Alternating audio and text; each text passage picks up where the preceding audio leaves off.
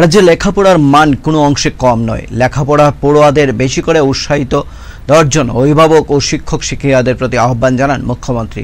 পাশাপাশি তিনি পড়ুয়াদের প্রতি আহ্বান রাখেন লেখাপড়ার পাশাপাশি খেলাধুলা চালিয়ে যাওয়ার। শনিবার মুখ্যমন্ত্রী সরকারি বাসভবনে কৃতীদের সম্বর্ধনা অনুষ্ঠানে তিনি এই আহ্বান রাখেন। শুক্রবার প্রকাশিত হয় ত্রিপুরা মধ্যশিক্ষা পর্ষদ পরিচালিত এবছরের মাধ্যমিক ও উচ্চ মাধ্যমিক পরীক্ষার ফলাফল। মাধ্যমিক ও দ্বাদশে সম্ভাব্য কৃতীদের মধ্যে প্রথম, দ্বিতীয় ও তৃতীয় স্থানাধিকারীদের সম্বর্ধনা দেন মুখ্যমন্ত্রী।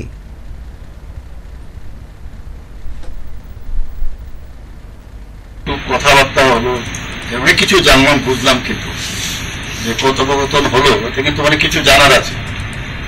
একজন টিচারের কি দায়িত্ব, স্কুলের কি দায়িত্ব, ইচ্ছে বলে টিচাররা চেষ্টা করলে স্টুডেন্ট ভালো করতে পারে, আবার গার্জিয়ানের যদি চেষ্টা থাকে তাহলেও ছেলে মেয়েদের মধ্যে যে একটা ইচ্ছা শক্তি সেটাও কিন্তু বাড়ে।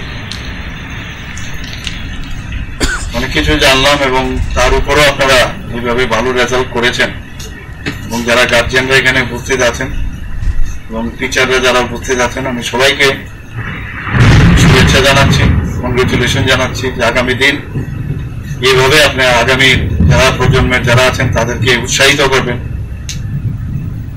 পড়াশোনার সাথে সাথে খেলাধুলাও যেন থাকে, এক্সট্রা কারিকুলার অ্যাক্টিভিটিসটাও যেন করে, শুধু পড়াশোনা করলে হবে না। আমরা সবসময় সেটা বলি। এবং নিজেকে চেনার যে বিষয়, এখানে এক দুজনের মধ্যে আমি দেখলাম সেই জিনিসটা কিন্তু অলরেডি আছে ওনাদের, তবেই এটা সম্ভব হয়েছে।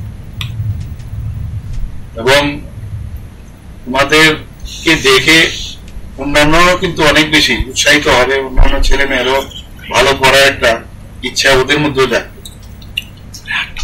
আজকে আমি আমার ব্যক্তিগত তরফ থেকে সমস্ত এখানে যারা উপস্থিত আছেন, স্টুডেন্টরা আছেন, গার্জিয়ানরা আছেন, শিক্ষক শিক্ষিকারা যারাই আছেন, সবাইকে আমি হার্দিক অভিনন্দন ও শুভেচ্ছা জানাচ্ছি।